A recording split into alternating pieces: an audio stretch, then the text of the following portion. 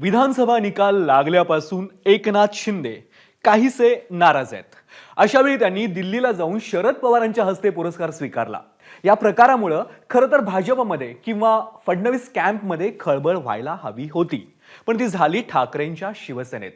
संजय राऊतांची शरद पवारांवर सडकून टीका आणि त्याला उद्धव ठाकरे आणि आदित्य ठाकरेंनी दिलेलं समर्थन, या सगळ्याचा नेमका अर्थ काय?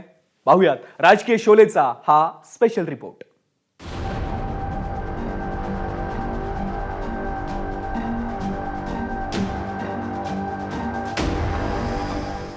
एकनाथ शिंदेंच्या सत्कारानंतर ठाकरेंची शिवसेना आणि शरद पवारांच्या राष्ट्रवादी ठिणगी पडली आहे आणि या ठिणगीचा वणवा होत असतानाच आदित्य ठाकरे दिल्लीत धडकले।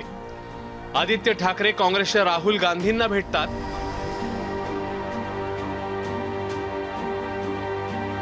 आपच्या अरविंद केजरीवालांना भेटतात।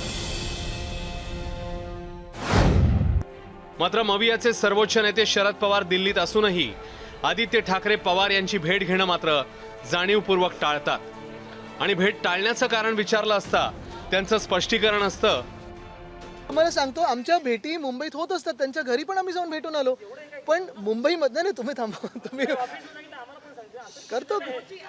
अरे तुमच्यामध्ये वाद नको, ऐका, एक तर फार थोडे आहात तुम्ही इथे, ऐका सुनिए, मैं हिंदी में करता हूँ।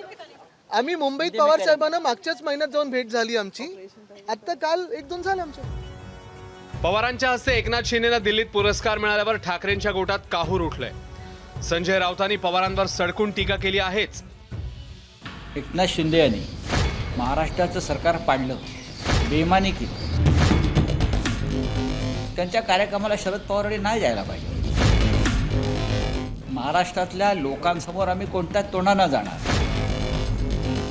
आम्हाला तुमचं दिल्लीतलं राजकारण जे काय आहे हे आम्हाला माहीत नाही, आम्हाला राजकारण कळतं माननीय पवार साहेब। शरद पवार साहेबांनी शिंदेचा सत्कार केला नाही तर अमित शहांचा सत्कार केला।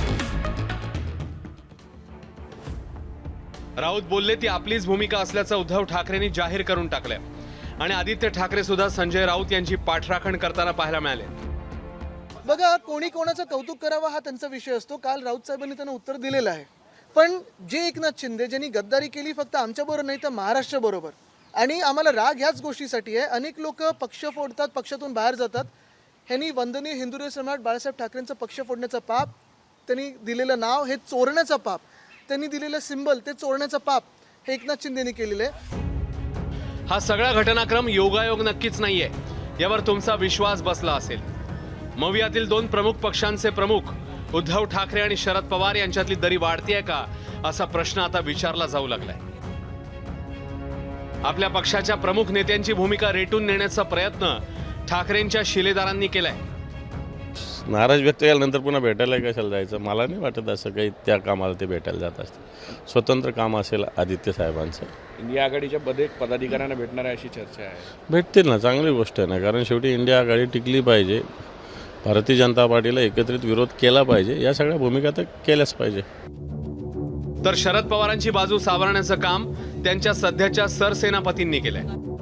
प्रत्येकाने दिल्लीत गेल्यानंतर शरद पवारांना भेटायलाच पाहिजे असा काही रिवाज आहे का? नाही भेटले। आम्ही बांद्र्यावरनं जातो काय दररोज मातोश्रीत जातो काय? मी तर दररोज बांद्र्यावरनं जातो। असं काय नसतो, ते गेले असतील, त्यांचं वैयक्तिक काही काम असेल, त्यांचं काही काम नसेल शरद पवारांकडे, नसतील भेटले तर काय त्याच्यात काय एवढं काय?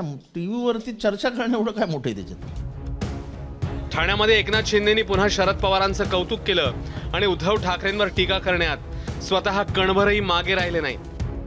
या द्वेषामध्ये ते काय बोलतात तेही त्यांना कळत नाही। महादजी शिंदे यांचा अपमान केलाय, एका महापराक्रमी योद्ध्याचा अपमान केलाय, त्याचबरोबर या ठिकाणी साहित्यिकांना देखील दलाल म्हटलंय। या तमाम जे दिल्लीमध्ये अखिल भारतीय मराठी साहित्य संमेलन होत आहे त्या साहित्यिकांचा देखील अपमान केलाय दलाल म्हणून, आणि त्याचबरोबर या देशाचे ज्येष्ठ नेते शरद पवार साहेबांचाही अपमान केलाय। राजकारणापलीकडेही जाऊन काही नाती जपायची असतात। या सगळ्या घडामोडींकडे सुरक्षित अंतरावर बघणाऱ्या भाजपमधूनही सावध प्रतिक्रिया आल्या आहेत। आता हे अशी चौकडी बनली आहे अकार्यक्षम नेत्यांचा हा ग्रुप आहे. ज्या नेत्यांना जनतेमध्ये जाऊन काम करता येत नाही ते मशीनवर ठपके ठेवून, आयोगावर ठपके ठेवून आपलं राजकारण चालवण्याचा प्रयत्न करत आहे. घाईघाईमध्ये आदित्य ठाकरे राहुल गांधीला भेटायला गेले. त्यामुळं असा तो एक साधारण हा सर्व प्रवास आहे आदित्य ठाकरेचा आणि राहुल गांधीचा भेटण्याचा. महाविकास आघाडी सत्तेत आल्यापासून त्याची बिघाडी सुरू होती. मी म्हटल्याप्रमाणे केवळ सत्ता मिळवण्याचाच एकमेव हेतू होता. कुठल्या राज्याच्या कल्याणाचा, राज्याच्या विकासाचा, समाजहिताचा साठी ते एकत्र आले नव्हते. आणि 2.5 वर्ष सत्तेत राहिलेत, एकत्र जेवलेत.